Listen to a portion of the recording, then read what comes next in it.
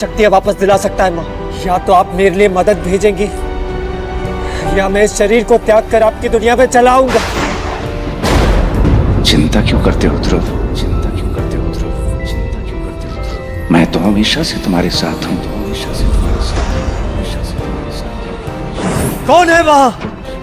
कौन मुझसे बात कर रहा है? मुझे इधर उधर ढूंढना बंद करो ध्रुव। इधर उधर ढूंढना बंद करो। मैं तो तुम्हारी अंगूठी में हूँ। मैं तो तुम्हारी अंगूठी में हूँ। मैं तो तुम्हारी अंगूठी में। इतना सुनते ही उसने अपने सीधे हाथ की एक उंगली में काले पत्थर से बनी उस अंगूठी की तरफ देखा। ये अंगूठी ध्रुव को उसकी माँ का दिया हुआ आखिरी तोहफा था। देखते ही देखते ध्रुव की अंगूठी में हलचल शुरू हो गई, लेकिन ध्रुव को अपने हाथों में अचानक से एक जोर का झटका लगा। उसकी अंगूठी में से एक सफेद रंग का धुआं साए के रूप में बाहर निकला।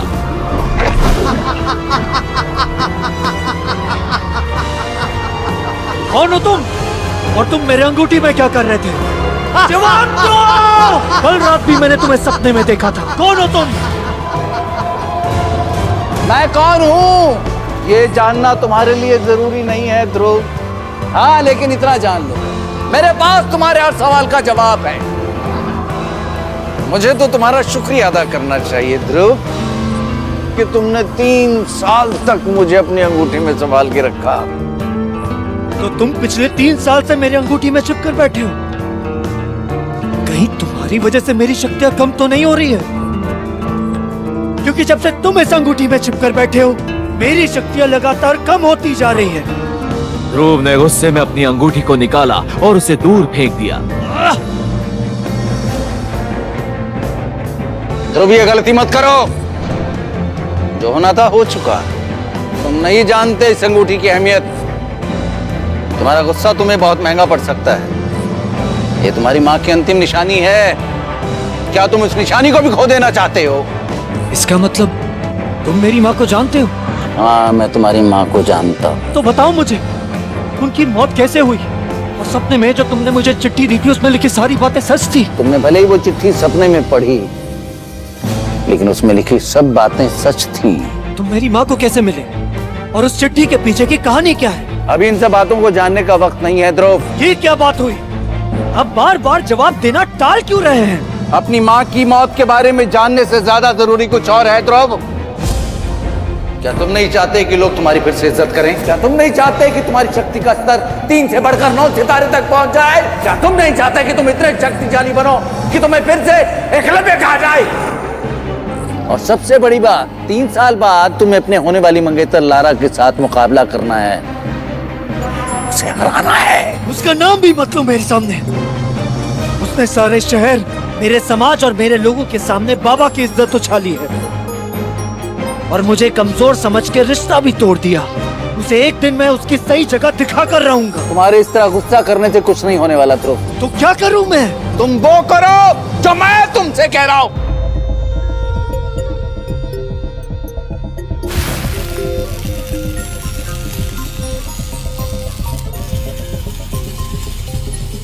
सबसे पहले तुम इस अंगूठी को पहनकर मुझे अपनी जिंदगी में शामिल करो, फिर देखो मैं कैसे तुम्हारी जिंदगी बदल दूंगा। मैं तुम्हें इतना शक्तिशाली बना दूंगा कि तुम आने वाली हर मुसीबत का सामना हिम्मत से कर पाओगे। डरो मत, इस बार मैं तुम्हारी शक्तियों को नहीं लूंगा। बहुत अच्छे ध्रुव। मैं तुम्हें इस तरह से अभ्यास कराऊंगा कि तुम्हारी शक्तियां बढ़ती चली जाएंगी और 1 साल के भीतर ही तुम लारा का मुकाबला करने के लिए तैयार हो जाओगे। तो फिर ठीक है, आप जल्द से जल्द मेरा अभ्यास शुरू करवाइए। वैसे मैं आपको क्या कहकर पुकार सकता हूँ? मेरा नाम विदुर है। तुम चाहो तो मुझे आचार्य कह सकते हो।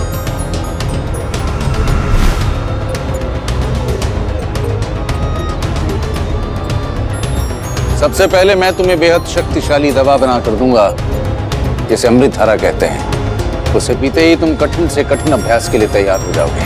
तुम अभी अपने घर शौर्य महल चलो।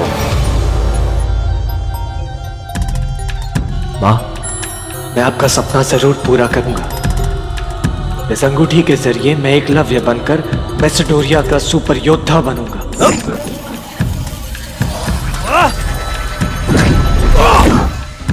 हाँ, ये आप क्या कर रहे हैं आचार्य? ये इस तरफ झटके से बाहर आना जरूरी है क्या? आप बता के बाहर नहीं आ सकते थे? बताने का समय नहीं है मेरे पास। मुझे जल्द से जल्द तुम्हें जंग के लिए तैयार करना है। ये कहकर विदुर ने अपना हाथ हवा में लहराया।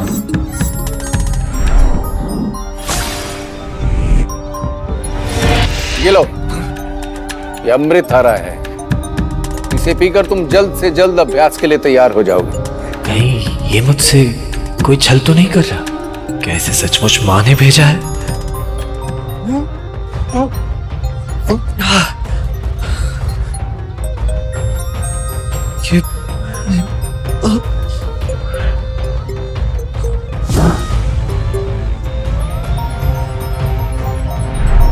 क्या सच में विदुर ध्रुव को एकलव्य बनाकर मैसेडोरिया का सुपर योद्धा बनाना चाहता है, या फिर उसके मन में कुछ ऐसा था जिससे मासूम ध्रुव अनजान है?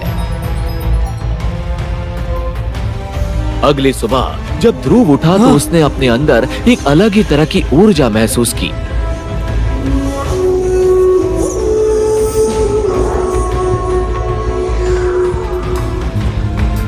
ये तो सच में मेरे साथ कोई चमत्कार हो गया। इतनी जल्दी मुझे इतनी ताकत कैसे मिल गई? जल्दी से तैयार होकर पहाड़ी की ओर चलो, वहां कोई नहीं होगा। और आज से तुम्हारा अभ्यास शुरू। विदुर ध्रुव को जल्द से जल्द एकलव्य बनाने के लिए तैयार करने लगा। रोज ध्रुव कड़ी मेहनत करता रहा, लेकिन वो अपने प्रयास में असफल ही होता रहा।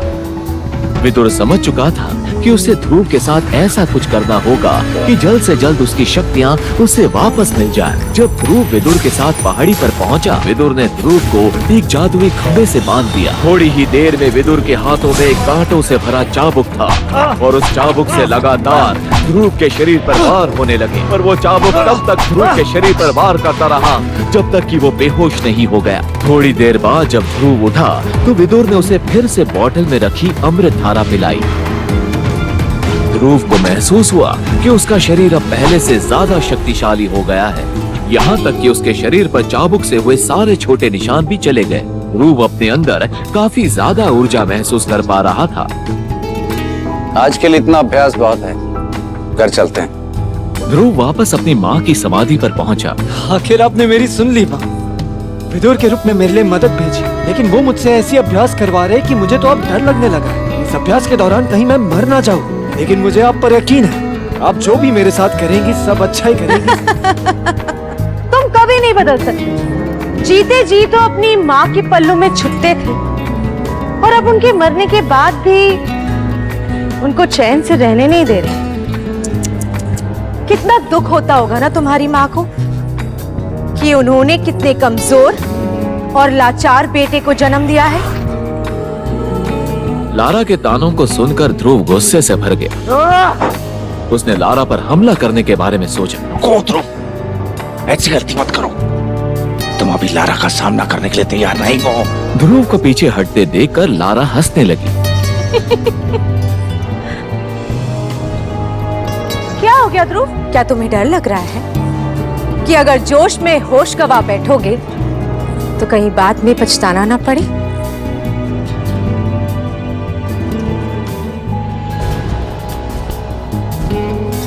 आचार्य,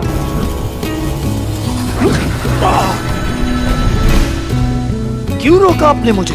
अगर आज मेरी जान चली भी जाती तो भी मैं लारा को सबक सिखा कर ही रहता। ये गुस्सा करने का वक्त नहीं है ध्रुव।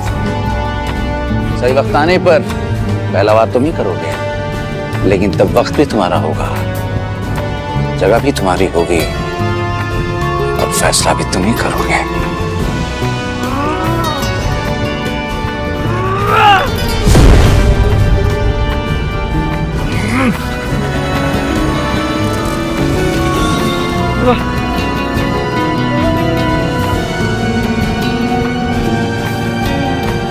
विदुर ने ध्रुव का अभ्यास जारी रखा। विदुर की मदद से ध्रुव ने अपनी शक्तियों को 7वें स्तर तक पहुंचा दिया।